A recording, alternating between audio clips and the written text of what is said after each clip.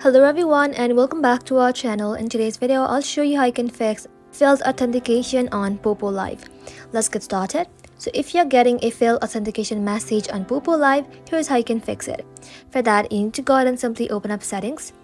Inside settings, scroll below, then tap on apps. Inside apps, search for Poppo Live. And then tap onto it. Just like so, inside here, if you have logged in to your Poppo Live account, you will be able to find camera and microphone. You want to make sure these buttons are turned on.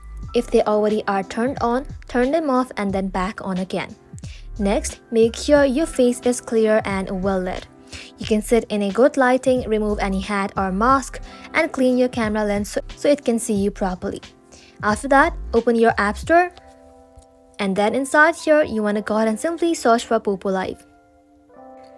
Once you search for it, go ahead and simply tap onto it, and if it says update instead of open, go ahead and simply tap on update and let your application update to its latest version. After that, check your internet connection. If you're on Wi-Fi, try switching to mobile data or the other way around.